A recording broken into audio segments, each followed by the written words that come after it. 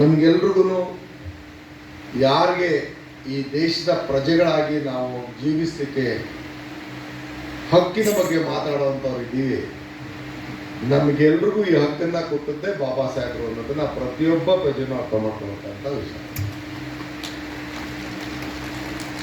ಇದು ಒಂದು ಜಾತಿ, ಒಂದು ಧರ್ಮ, ಒಂದು ಭಾಷೆ, ಒಂದು ಆಚರಣೆಗೆ ಕೊಟ್ಟಂತ ಹಕ್ಕುಗಳಲ್ಲ.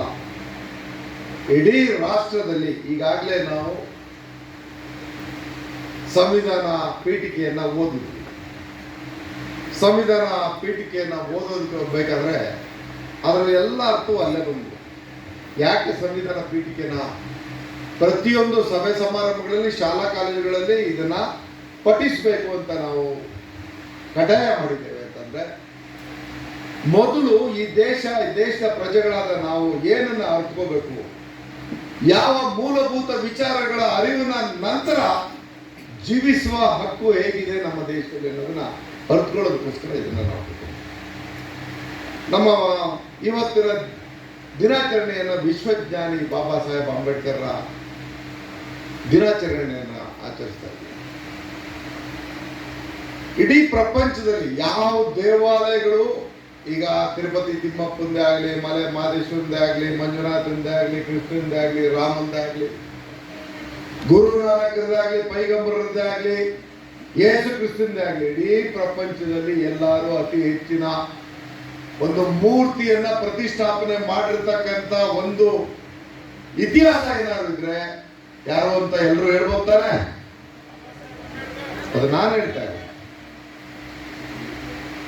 1891ರಲ್ಲಿ ಜನಿಸಿ ಭಾರತದ ಮಾತೆಯ ಮಗನಾಗಿ ವಿಶ್ವದ ಜ್ಞಾನವನ್ನು ಗಳಿಸಿ ಭಾರತ ಮಾತೆಗೆ ಕೊಟ್ಟಂತ ಕೊಡುಗೆ ಭಾರತೀಯರ ಯಾರೂ ಕೊಡದಂತ ಕೊಡುಗೆಯನ್ನು ಕೊಟ್ಟಿರ್ತಕ್ಕಂಥ ಮಹಾನ್ ನಾಯಕ.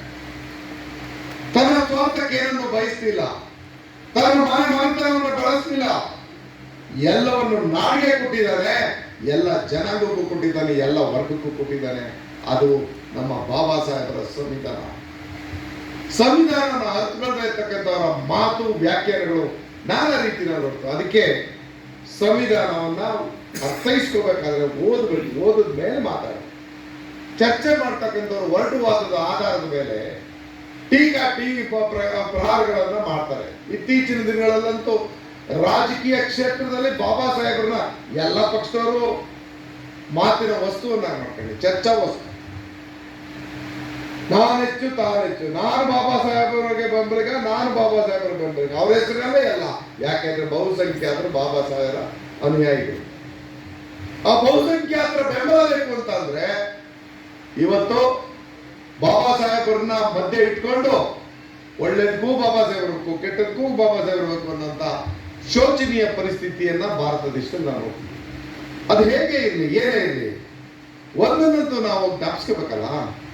ಬಾಬಾ ಸಾಹೇಬರು ವಿದ್ಯಾಭ್ಯಾಸ ಮಾಡಬೇಕಾದ್ರೆ ಅವರ ಪರಿಸ್ಥಿತಿ ಹೇಗಿತ್ತು, ಈ ದೇಶದ ಶಿಕ್ಷಣ ವ್ಯವಸ್ಥೆ ಹೇಗಿತ್ತು, ಅವರ ನೋವು ನಲಿವುಗಳು ಏನು, ಆ ಸಂದರ್ಭದಿಂದ ಇವತ್ತಿನ ನಮ್ಮೆಲ್ಲರ ಬಾಳಿನಲ್ಲಿ ಬೆಳಗಾಗಿ ರಾರಾಜಿಸ್ತಿರ್ತಕ್ಕಂಥ ಬಾಬಾ ಸಾಹೇಬರು ಆ ಎಲ್ಲ ಅನುಭವದ ವಿಚಾರಗಳನ್ನ ತನ್ನ ವಿದ್ವತ್ತಿನ ಜೊತೆಯಲ್ಲಿ ಈ ಅಮೂಲ್ಯ ಗ್ರಂಥ, ಯಾವುದೇ ಬೈಬಲ್ ಇಲ್ಲ, ಕುರಾನ್ ಇಲ್ಲ, ನಮ್ಮ ಭಗವದ್ಗೀತೆ ಇಲ್ಲ, ಎಲ್ಲರಿಗೂ ಪವಿತ್ರವಾದಂತ ಗ್ರಂಥ ನಮ್ಮ ಸಂವಿಧಾನ. ಈ ಒಂದು ಸಂವಿಧಾನವನ್ನ ನೀಡಿದ ಒಂದು ಪ್ರಯುಕ್ತ ಭಾರತ ದೇಶದಲ್ಲಿ ಇಷ್ಟೊಂದು ವರ್ಣ, ಇಷ್ಟೊಂದು ವರ್ಗ, ಇಷ್ಟೊಂದು ಭಾಷೆ, ಇಷ್ಟೊಂದು ಜಾತಿ, ಎಲ್ಲರೂ ಕೂಡ ಭಾರತೀಯರು ಅನ್ನೋ ಹೆಸರಿನಲ್ಲಿ ಬರ್ತೀವಿ. ಅದಕ್ಕೆ ಭಾರತದ ಪ್ರಜೆಗಳಾದ ನಾವು, ಪ್ರಾರಂಭದ ಪೀಠಿಕೆಯ ಪದ ಭಾರತದ ಪ್ರಜೆಗಳಾದ ನಾವು ಏನು ಸಮಾನತೆಯಲ್ಲಿದ್ದೇವೆ, ಏಕತೆಯನ್ನು ಬಯಸ್ತೇವೆ, ಭ್ರಾತೃತ್ವ ಭಾವನೆಯನ್ನು ಬಯಸ್ತೇವೆ. ಸಮಾನತೆಯ ಹಕ್ಕನ್ನ ಪ್ರತಿಯೊಬ್ಬರು ಬಯಸ್ತೀವಿ. ಆದರೆ ಒಂದೇ ಒಂದು ಸಂದರ್ಭದಲ್ಲಿ ನಾನೊಂಚೂರು ಮೇಲು ಅನ್ನೋದು ನಮ್ಮ ಸ್ವಾರ್ಥ ನಮ್ಮನ್ನು ಯಾವಾಗಲೂ ಕಾಡ್ತೀವಿ. ಇದನ್ನ ಬಿಟ್ಟ ದಿವಸ ಈ ಸ್ವಾತಂತ್ರ್ಯಕ್ಕೆ ನಿಜವಾದಂತಹ ಅರ್ಥ, ಪ್ರಜಾಪ್ರಭುತ್ವಕ್ಕೆ ನಿಜವಾದಂತಹ ಅರ್ಥ. ಸಾಕಷ್ಟು ವಿಶ್ವ ಜ್ಞಾನವನ್ನು ಪಡೆದಂತ ಬಾಬಾ ಸಾಹೇಬರು ಒಂದನ್ನ ನಾವು ಜ್ಞಾಪಿಸ್ಕೊಳ್ಳೋಣ. ಅವರ ಶ್ರೀಮತಿ ರಮಾಬಾಯಿ ಅವರು ಪತ್ರ ಬರೆದಿದ್ದಾರೆ. ಕೊಲಂಬಿಯಾ ಯೂನಿವರ್ಸಿಟಿನಲ್ಲಿ ಓದ್ತಾ ಕೂತಿರ್ತಾರೆ, ಪತ್ರ ಬಂದಿರ್ತಾರೆ, ಲೇಟಾಗಿ ಪತ್ರ ಬರೆದಿರ್ತಾರೆ. ನಿಮ್ಮ ಮಗ ತೀರ್ಕೊಂಡಿದ್ದ, ನಾನು ಸರ್ಕಾರದಲ್ಲಿ ನಿಮ್ಮ ವಿಷಯ ತಿಳಿಸಕ್ಕಾಗಲಿಲ್ಲ, ನಾನು ವಿಷಾದ ವ್ಯಕ್ತಪಡಿಸ್ತೇನೆ, ತೀರೋಗಿ ಇಷ್ಟು ದಿನ ಆಗಿದೆ, ನಿಮ್ಮ ಪತ್ರ ತಲುಪೋಷ್ಟೊತ್ತಿಗೆ ಇನ್ನೂ ಇಷ್ಟು ದಿನ ಆಗಿರುತ್ತೆ. ಕಣ್ಣೀರು ತೊಡಕಟ ಅಂತ ಬಾಬಾ ಸಾಹೇಬ್. ಪಕ್ಕದಲ್ಲಿ ಸ್ನೇಹಿತ, ಯಾಕೆ ಅಳ್ತಾ ಇದ್ದೆ, ಏನಾಯ್ತು? ಏನೂ ಇಲ್ಲ, ನನ್ನ ಹೆಂಡತಿ ಪತ್ರ ಬಂದಿದೆ. ಹೆಂಡತಿ ಏನು ಹುಷಾರಿಲ್ವ? ಅಲ್ಲ ನನ್ನ ಮಗ ಸತ್ತೋಗಿದ್ದಾನೆ ಅಂತ ಪತ್ರ ಬಂದಿದೆ. ಅಯ್ಯಯ್ಯೋ, ಹಾಗಾದ್ಮೇಲೆ ನೀವು ದೇಶಕ್ಕೆ ಹೋಗೋದು. ಆ ಸಂದರ್ಭದ ಮಾತು ಇಡೀ ಭಾರತ ದೇಶದಲ್ಲಿ ಇರ್ತಕ್ಕಂಥ ಪ್ರತಿಯೊಂದು ಶೋಷಿತ ವರ್ಗದ ದೀನ ದಲಿತರ ಇವತ್ತಿನ ಏನಾದ್ರು ಬೆಳಕು ಅಂತಂದ್ರೆ ಅವತ್ತು ಅವರು ಆಡಿದ ಮಾತು. ಸತ್ತಿರ್ತಕ್ಕಂಥ ನನ್ನ ಒಬ್ಬ ಮಗ, ಕೋಟ್ಯಾನು ಕೋಟಿ ಭವಿಷ್ಯತ್ತಿನ ಅಸಹಾಯಕ ಜನರ ಜ್ಯೋತಿ ಆಗೋದಕ್ಕೋಸ್ಕರ ನಾನು ಈ ವಿದ್ಯೆಯನ್ನ, ಶಿಕ್ಷಣವನ್ನು ಪಡೀಲಿಕ್ಕೆ ನಾನು ಇಲ್ಲಿದ್ದೇನೆ. ನಾನು ಅದಕ್ಕೆ ಇಲ್ಲಿಂದನೇ ದುಃಖಿತನಾಗಿದ್ದು ನನ್ನ ಸಾಧನೆಯನ್ನು ಕೈ ಬಿಡಲ್ಲ ಅಂತ ಹೇಳಿ ವಾಪಸ್ಸು ದುಃಖದಲ್ಲಿ ಬಂದ್ಬಿಟ್ಟಿದ್ರೆ ನಾನೇ ಶಾಸಕನಾಗಿರ್ತಿದ್ದೆ. ಇವತ್ತಿನ ಸಮಾರಂಭ ನಡೀತಿತ್ತೋ ಇಲ್ಲೋ ಗೊತ್ತಿಲ್ಲ. ಎಷ್ಟೊಂದು ವಿಷಯಗಳನ್ನ ನಾವು ಹೋಲಿಕೆಯ ಜೊತೆಯಲ್ಲಿ ಮಾತಾಡ್ಲಿಕ್ಕೆ ಹೋಗ್ತಾರೆ. ಅಂದು ಆ ಶಿಕ್ಷಣವನ್ನು ಪಡೀಲಿಲ್ಲ ಅಂದ್ರೆ ಈಗ ತಾನೇ ಮಾತನಾಡಿದಂತ ಪ್ರೇಮ್ ಕುಮಾರ್ ಅವರು ಹೇಳೋದು, ದೊಡ್ಡ ಮೇಜಿನ ಪರಿಷತ್ಗೆ ಇವ್ರನ್ನ ಆಹ್ವಾನ ಮಾಡ್ತಕ್ಕಂಥದ್ದು. ಬ್ರಿಟನ್ನ ರಾಣಿ ಇಡೀ ವಿಶ್ವವನ್ನು ಆಳದಂತ ಆ ಒಂದು ಅರಮನೆಗೆ ಬಾಬಾ ಸಾಹೇಬ್ರನ್ನ ಔತಣಕೂಟಕ್ಕೆ ಕರೆಯೋದು ಅಂತಂದ್ರೆ ಅದೊಂದು ಮಹತ್ತರವಾದಂತ ವಿಚಾರ. ಆ ಒಂದು ಖ್ಯಾತಿಯನ್ನ ಪಡ್ಕೊಂಡದ್ದು ಏಕೈಕವಾಗಿ ಹೊರತು ಯಾರ ಬೆಂಬಲದಿಂದನೂ ಅಲ್ಲ, ರಾಷ್ಟ್ರದ ಬೆಂಬಲದಿಂದನೂ ಅಲ್ಲ. ವಿದ್ವತ್ತಿನ ಆಧಾರದ ಮೇಲೆ ಅವರ ಯೋಗ್ಯತೆ ಏನು ಅನ್ನೋದನ್ನ ಆ ರಾಜರ ಅರಮನೆ ಗುರುತಿಸಿ ಅವರನ್ನ ಆಹ್ವಾನಿಸಿದ್ರು. ಇಲ್ಲಿ ಯಾರೋ ಕೂತ್ಕೊಂಡು ಮಾತಾಡ್ತಾರೆ, ಸಂವಿಧಾನ ಅಂಬೇಡ್ಕರ್ ಒಬ್ಬರೇ ಬರಲಿಲ್ಲ ಅಂತ. ಆ ರಣಹಳ್ಳಿಗಳಿಗೆ ಈ ವೇದಿಕೆ ಮುಖಾಂತರ ಹೇಳಲಿಕ್ಕೆ ಬಯಸ್ತೇನೆ, ನಿಮಗೆ ಅಭ್ಯಾಸವಿಲ್ಲದೇನೆ, ವಿಷಯದ ಅರ್ಥ ಇಲ್ಲದೇನೆ ಅಪಾರ್ಥಗಳನ್ನ ದೇಶಕ್ಕೆ ಹಂಚಬೇಡಿ. ಯಾರು ಸ್ವಾತಂತ್ರ್ಯ ಸಂಗ್ರಾಮದಲ್ಲಿ ಭಾಗವಹಿಸಲಿಲ್ವೋ ಅಥವಾ ದೇಶದ ನಿಮ್ನ ವರ್ಗವನ್ನ ಪ್ರತಿನಿಧಿಸತಕ್ಕಂಥ ಜವಾಬ್ದಾರಿ ಇರುವ ಮನುಸ್ಮೃತಿಯ ವಾದಿಗಳಾಗಿದ್ರು. ಇವರು ದೇಶದ ಒಂದು ವರ್ಗಕ್ಕೆ ಮಾತ್ರ ಶಿಕ್ಷಣದ ಹಕ್ಕನ್ನು ಇಟ್ಟಿದ್ದನ್ನ ಪ್ರತಿಪಾದನೆ ಮಾಡ್ತಿದ್ದಂತ ವರ್ಗ ಅಥವಾ ಅವರ ಪ್ರತಿಪಾದಕರು ಇವತ್ತು ಬಾಬಾ ಸಾಹೇಬ್ ಒಬ್ಬರೇ ಸಂವಿಧಾನ ಬರಲಿಲ್ಲ. ಅದರ ಜೊತೆಯಲ್ಲಿ ಬಾಬಾ ಸಾಹೇಬರಿಗೆ ಹಂಗ್ ಮಾಡ್ಬಿಟ್ಟವರು ಇಂಥವ್ರು, ಬಾಬಾ ಸಾಹೇಬರಿಗೆ ಅನ್ಯಾಯ ಮಾಡಿದವರು ಇಂಥವ್ರು. ಬಹಳಷ್ಟು ಜನಕ್ಕೆ ಗೊತ್ತಿಲ್ಲ ಬಾಬಾ ಸಾಹೇಬ್ರನ್ನ ಈ ರಾಷ್ಟ್ರದ ಚುನಾವಣೆಯಲ್ಲಿ ಸೋಲಿಸಲ್ಪಟ್ಟವರು ಯಾರು ಅನ್ನೋದನ್ನ ತಿರುಚಿ ಇವತ್ತು ಹೇಳ್ತಾ ಇದ್ದಾರೆ. ಬಾಬಾ ಸಾಹೇಬ್ರ ಬರೆದಿಟ್ಟಿರ್ತಕ್ಕಂಥ ಪತ್ರ ಯಾರು? ಏನೋ ವೀರನೂ ಅಲ್ಲ, ಶೂರನೂ ಅಲ್ವೇರೋನ್ಗೆ ವೀರ ಸಾವರ್ಕರ್ ಅಂತ ಹೇಳಿ ಯಾರು ಹೇಳ್ತಾರೋ ಆ ಸಾವರ್ಕರ್ ಬಾಬಾ ಸಾಹೇಬ್ ಅಂಬೇಡ್ಕರ್ ಅವ್ರನ್ನ ಸೋಲಿಸ್ಲಿಕ್ಕೆ ಕಾರಣ ಅನ್ನೋದನ್ನ ಅವರ ದಾಖಲೆ ಮುಖಾಂತರ ನಮಗೆ ಇವತ್ತು ಬಹಳ ಜನ ಗೊತ್ತಿಲ್ಲ. ಅದನ್ನ ಯಾರ ಮೇಲೆ ತಿರ್ಚಿಟ್ಟಿದ್ದಾರೆ. ಈಗ ಪ್ರೇಮ್ ಕುಮಾರ್ ಅವರು ಮಾತಾಡ್ತಾ ಹೇಳಿದ್ರು, ಇನ್ನೂ ಸ್ವಾರಸ್ಯಕರವಾಗಿ ಹೇಳ್ಬೇಕಾಗಿತ್ತು. ಈ ರಾಷ್ಟ್ರದಲ್ಲೆಲ್ಲ ಇಡೀ ಪ್ರಪಂಚದಲ್ಲಿ 50% ಜನಸಂಖ್ಯೆ ಮಹಿಳೆಯರು. ಪ್ರಪಂಚದಲ್ಲಿ ಸ್ತ್ರೀ ಸ್ವಾತಂತ್ರ್ಯ ಇದ್ರೆ ರಾಷ್ಟ್ರದಲ್ಲಿ ಸ್ತ್ರೀ ಸ್ವಾತಂತ್ರ್ಯ ಇರಲಿಲ್ಲ. ಊಳಿಗಮಾನ್ಯ ಪದ್ಧತಿಯಲ್ಲಿ ಮನೆಯ 4 ಗೋಡೆ ಮಧ್ಯದಲ್ಲಿ ಎಲ್ಲ ಕಂದಾಚಾರಗಳಲ್ಲಿ ಅದಕ್ಕಿಂತ ಹೆಚ್ಚಿನದಾಗಿ ನಮ್ಮ ಮೂಢನಂಬಿಕೆಗಳಲ್ಲಿ ಹೆಣ್ಣನ್ನ ಕೂಡಾಕಿತ್ತ ಆ ದೇಶ ಭಾರತ ದೇಶ. ಆ ದೇಶದಲ್ಲಿ ಯಾವ ಒಂದು ಮಹಿಳೆಯೂ ಕೂಡ ನಮಗೆ ಸ್ವಾತಂತ್ರ್ಯ ಕೊಡಿಸುವಂತ ಬಾಬಾ ಸಾಹೇಬರನ್ನ ಕೇಳಲಿಲ್ಲ. ಶಿಕ್ಷಣದ ಹಕ್ಕನ್ನು ಕೊಡಿಸುವಂತ ಕೇಳಲಿಲ್ಲ. ಅಪ್ಪನ ಆಸ್ತಿ ಹಕ್ಕನ್ನು ಕೊಡಿಸುವಂತ ಕೇಳಲಿಲ್ಲ. ಆದ್ರೆ ಒಳಗೆ ನೊಂದು ಅನುಭವಿಸ್ತಾ ಅದನ್ನೇ ಅನುಭವದಲ್ಲಿ ತಂದಿಟ್ಕೊಂಡಂತ ಆ ಮಹಿಳಾ ವರ್ಗಕ್ಕೆ ನಿಜವಾದಂತ ದೇವ ಯಾವ್ದಾದ್ರು ಧರ್ಮದಲ್ಲೇ ಇರಲಿ, ಭಾರತ ದೇಶದಲ್ಲಿರೋರಿಗೆ ಅದು ನಿಜವಾದಂತ ಪಿತೃ ಸಮಾನರಾಗಿರ್ತಕ್ಕಂಥವ್ರು ಬಾಬಾ ಸಾಹೇಬರು ಅಂದ್ರೆ ಯಾರು ಮರಲಿಕ್ಕೆ ಸಾಧ್ಯ. ಇವತ್ತು ಇಷ್ಟು ಜನ ಇವರು ಅಧಿಕಾರಿಯಾಗಿ ಕೂತಿದ್ರೆ ಅಥವಾ ಇಲ್ಲೊಂದು ಇಷ್ಟು ಜನ ಹೆಣ್ಮಕ್ಳಲ್ಲಿ ಬಂದಿದ್ರೆ ಬಾಬಾ ಸಾಹೇಬರು ಕೊಟ್ಟಂತ ಆ ಸ್ವಾತಂತ್ರ್ಯ ಮತ್ತು ಶಿಕ್ಷಣದ ಹಕ್ಕು, ಸಮಾನತೆ ಹಕ್ಕು, ಆಸ್ತಿ ಹಕ್ಕು ಪ್ರತಿಯೊಂದು ನಾವಿಲ್ಲಿ ಮಾತಾಡ್ತಾ ಇದ್ದೀವಿ. ಏಕರೂಪ ನಾಗರಿಕ ಸಂಹಿತೆ ಬಗ್ಗೆ ಎಲ್ಲಿದೆ? ಇನ್ನೂ ನಾವು ಅದನ್ನು ಬಯಸ್ತಾ ಇದ್ದೀವಿ, ಇನ್ನೂ ಅದನ್ನು ಅನುಷ್ಠಾನಕ್ಕೆ ತರಬೇಕಲ್ಲಪ್ಪ ಅಂತ ಬಿಡು. ದೇವಸ್ಥಾನಕ್ಕೆ ಹೋದ್ರೆ ನಮ್ಮ CWC ಮೆಂಬರ್ ಒಬ್ಬ ರಾಜಸ್ಥಾನದ ಒಂದು ದೇವಸ್ಥಾನಕ್ಕೆ ಹೋಗಿದ್ದು ಬಂದ್ರೆ ಇನ್ನೂ ಒಂದು ತಿಂಗಳಾಗಿದೆ ರೀ. ದೇವಸ್ಥಾನಕ್ಕೆ ಹೋಗಿದ್ದು ಬಂದ ತಕ್ಷಣ ಗೋವಿನ ಗಂಜನದಲ್ಲಿ ಆ ದೇವಸ್ಥಾನ ಪೂರ್ತಿ ಶುಚಿ ಮಾಡಿದ್ದಾರೆ. ಯಾವ ದೇಶದಲ್ಲಿ ಇದ್ದೀವಿ ನಾವು? ಈ ದೇಶದಲ್ಲಿ ಏಕತೆ ಸಮಾನತೆ ಬರಲಿಲ್ಲ ಅಂತಂದ್ರೆ ಅದನ್ನು ಹೋಗಿ ಒಂದು ಎಮರ್ಜೆನ್ಸಿ ವಾರ್ಡಲ್ಲಿ ಹೋಗಿ ನೋಡಿದಾಗ ಇವ್ರಿಗೆ ಅರ್ಥ ಆಯ್ತದೆ. ಎಮರ್ಜೆನ್ಸಿಗೆ ಬೇಕಾಗಿರ್ತಕ್ಕಂಥ ರಕ್ತ ಜಾತಿ ಧರ್ಮದಲ್ಲಿ ಬರೋಲ್ಲ. ಚಿಕಿತ್ಸೆ ಕೊಡ್ತಕ್ಕಂಥ ಡಾಕ್ಟರ್ ಯಾರು ಅಂತ ಗೊತ್ತಾಗಲ್ಲ, ನರ್ಸ್ ಯಾವ ಜಾತಿ ಅಂತ ಗೊತ್ತಾಗಲ್ಲ, ಧರ್ಮ ಅಂತ ಗೊತ್ತಾಗಲ್ಲ. ಅಲ್ಲಿ ತಳ್ತಾರಲ್ಲ ವಾರ್ಡ್ ಬಾಯ್, ಅವ್ನು ಯಾವ ಜಾತಿ ಅಂತ ಗೊತ್ತಾಗಲ್ಲ. ನಿಮ್ಮನ್ನ ಅಪಘಾತ ಆದಂತ ಸ್ಥಳದಲ್ಲಿ ಪೊಲೀಸರು ತುಂಬ್ತಾರಲ್ಲ ನಿಮ್ಮ ಆಂಬ್ಯುಲೆನ್ಸ್ಗೆ, ಆ ಪೊಲೀಸ್ನವನು ಯಾವ ಜಾತಿ ಅನ್ನೋದು ಗೊತ್ತಿರಲ್ಲ. ಆದ್ರೆ ಪ್ರತಿ ಆಚರಣೆಯಲ್ಲಿ, ಪ್ರತಿ ಸಂದರ್ಭಗಳಲ್ಲಿ, ಪ್ರತಿ ಕೇರಿಗಳಲ್ಲಿ ಯಾಕೆ ಈ ತಾರತಮ್ಯ? ಇನ್ನೂ ನಾವು ಪ್ರಪಂಚದಲ್ಲಿ ಆರ್ಟಿಫಿಷಿಯಲ್ ಇಂಟೆಲಿಜೆನ್ಸ್ ಬಂದ್ಬಿಟ್ಟಿದೆ.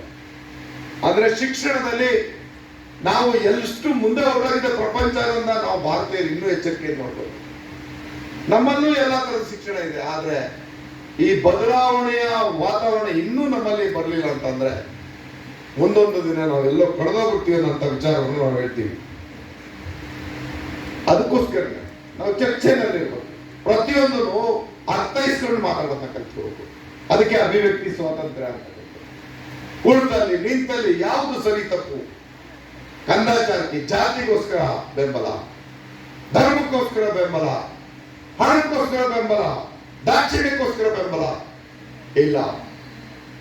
ಯಾವುದು ಸತ್ಯ, ವಸ್ತುನಿಷ್ಠ, ಯಾವುದು ಭವಿಷ್ಯತ್ತು, ಯಾವುದು ನಮ್ಮ ಸಂವಿಧಾನಕ್ಕೆ ಪೂರಕ, ಆ ದಿಕ್ಕಿನತ್ತ ನಾವು ಯೋಚನೆ ಮಾಡಿದಾಗ ಮಾತ್ರ ನಮಗೆ ಅಭಿವ್ಯಕ್ತಿ ಸ್ವಾತಂತ್ರ್ಯದ ಹಕ್ಕನ್ನು ಪಡೀಲಿಕ್ಕೆ ಯೋಗ್ಯರು ಅಂತಂದ್ವಿ. ನಾವೆಲ್ಲರೂ ಇವತ್ತು ದುಡಿಯೋ ಹಕ್ಕನ್ನ ಸಂವಿಧಾನ ಕೊಟ್ಟಿದೆ.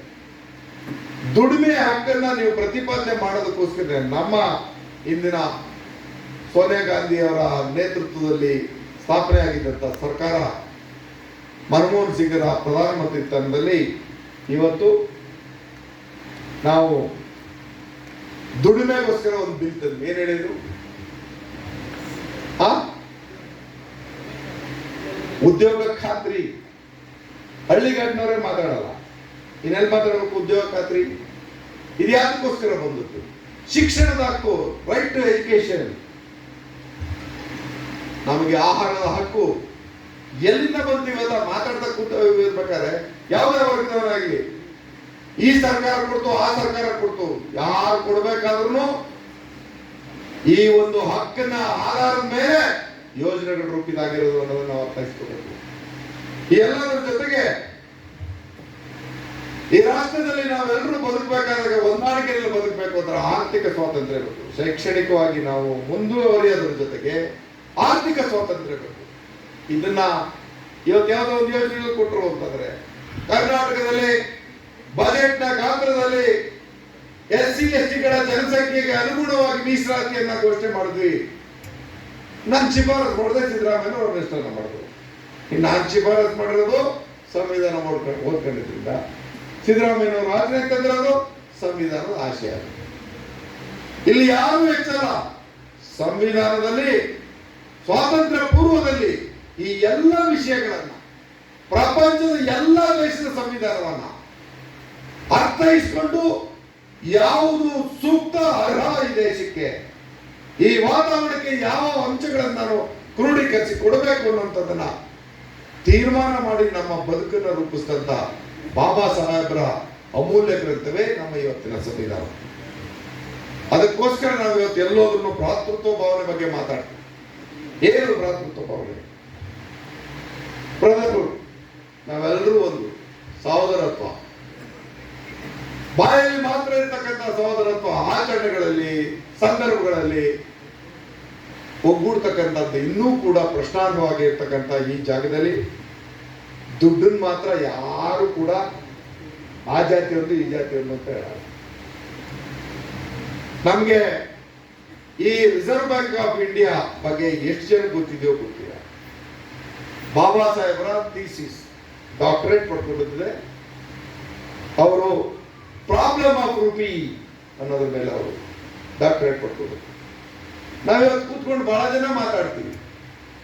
ನೀವು ನಿರ್ಮಿರ್ತಕ್ಕಂಥ ರಿಸರ್ವ್ ಬ್ಯಾಂಕ್ ಆಫ್ ಇಂಡಿಯಾ ಅನ್ನೋ ನೋಟು, ಅದರಲ್ಲಿ ಪ್ರತಿ ನೋಟ್ನಲ್ಲಿ ರಿಸರ್ವ್ ಬ್ಯಾಂಕ್ ಆಫ್ ಇಂಡಿಯಾ ಅಂತ ಇಡೀ ಭಾರತದಲ್ಲಿ ಕಾಣಿಸ್ತಿದ್ರೆ, ಅಥವಾ ನಮ್ಮ ಕರೆನ್ಸಿ ಇಡೀ ವಿಶ್ವದಲ್ಲಿ ಕಾಣ್ತಿದ್ರೆ, ಅದಕ್ಕೆ ಪಿತಾಮಹನ್ನ ಯಾರಂತ ಕರಿಬೇಕು ನಾವು?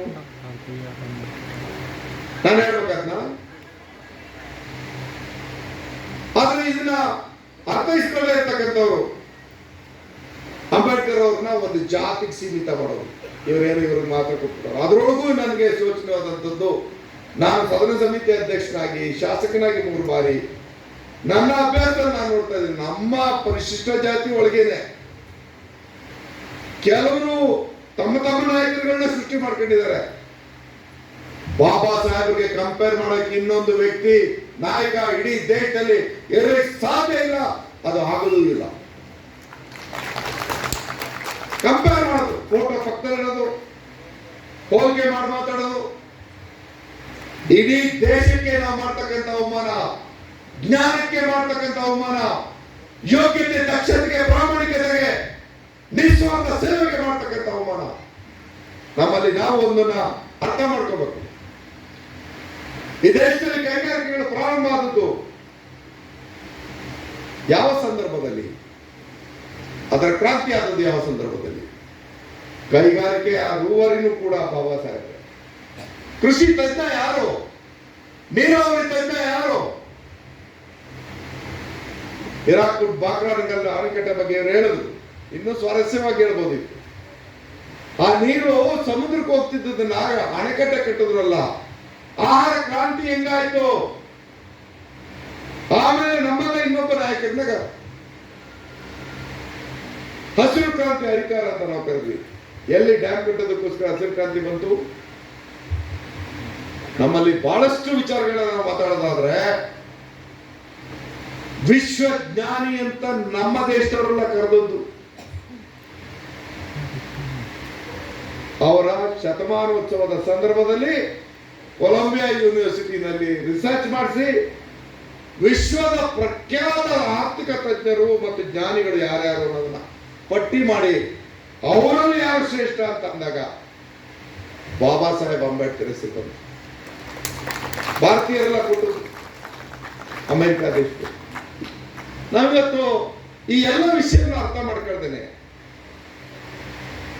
ಯಾವುದೋ ಒಂದು ಭಾಗದಲ್ಲಿ ಒಂದು ಮೈ ಮೇಲೆ ದೇವ್ರ ಬಂದ್ಬಿಡುತ್ತೆ ಅಂತ ದೊಡ್ಡವ ಅಂತ ಕುಣಿ ಅಂತ ನಾವು, ಯಾವುದೋ ಒಂದು ಭಾಗದಲ್ಲಿ ಶ್ರೀಮಂತ ಹಿಂಗೆ ಎದುರ್ಕೊಂಡು ಬದುಕಬೇಕು ಅನ್ನೋ ಅಂತ ನಾವು, ಬ್ರಿಟಿಷರ ಆಳ್ವಿಕೆಯನ್ನ ಧಿಕ್ಕರಿಸಿ ನಿಂತ ನಂತರ, ಸ್ವಾತಂತ್ರ್ಯ ಪಡೆದ ನಂತರ ಈ ದೇಶ ಹೇಗಿರ್ಬೇಕು, ನಮ್ಮ ಶಿಕ್ಷಣ ಹೇಗಿರ್ಬೇಕು, ನಮ್ಮ ಬದುಕು ಹೇಗಿರ್ಬೇಕು, ಅದರ ಜೊತೆಯಲ್ಲಿ ನಮ್ಮೆಲ್ಲರ ಐಕ್ಯತೆ ಹೇಗಿರ್ಬೇಕು ಅನ್ನೋದನ್ನ ಕ್ರೋಢೀಕರಿಸಿ ಕೊಟ್ಟಿರ್ತಕ್ಕಂಥ ಇಡೀ ರಾಷ್ಟ್ರದ ಏಕೈಕ ನಾಯಕ ಬಾಬಾ ಸಾಹೇಬ್ ಅಂಬೇಡ್ಕರ್ನ ಬರೀ ಸ್ಮರಿಸೋದಲ್ಲ, ಆಚರಣೆಯಲ್ಲಿ ಇಟ್ಕೊಳ್ಬೇಕು.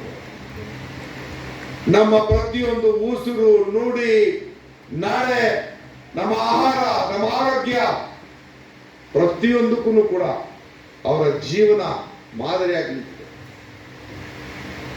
ಇಷ್ಟೊಂದು ಶ್ರಮ ಪಟ್ಟಂತ ಬಾಬಾ ಸಾಹೇಬರು, ಇಷ್ಟೊಂದು ವಿದ್ವತ್ತನ ಪಡೆದಂತ ಬಾಬಾ ಸಾಹೇಬರು 2 ವರ್ಷ 11 ತಿಂಗಳು 18 ದಿನ ಸಂವಿಧಾನವನ್ನು ರಚಿಸೋದಕ್ಕೋಸ್ಕರ ಪಟ್ಟಂತ ಪರಿಶ್ರಮದ ಸಂದರ್ಭದಲ್ಲಿ ಒಬ್ಬ ಈ ದೇಶಕ್ಕೆ ಬರಲೇ ಇಲ್ಲ, ಇನ್ನೊಬ್ಬ ಹೊರದೇಶಕ್ಕೆ ಹೋದ, ಇನ್ನೊಬ್ಬ ಸತ್ತೋದ. ಸಂವಿಧಾನ ಕರಡು ಸಮಿತಿಯ ಸದಸ್ಯರು ಏಕಾಂಗಿಯಾಗಿ ಸಂವಿಧಾನವನ್ನ ಬರೆದಂತ ಪುಣ್ಯಾತ್ಮ. ಆ ಸಂದರ್ಭದಲ್ಲಿ ದೀಪ ಇದ್ರು ಓದಿದ್ರು, ಇಲ್ಲ ಅಂದರೆ ಚಿಮಣಿ ಬುಟ್ಟಿ ಇಟ್ಕೊಂಡು ಓದಿದ್ರು, ಬರೆದಿದ್ರು. ಆಗ್ಲೇ ಅವರ ಆರೋಗ್ಯ ಕೃಷಿ ಆಗುತ್ತು.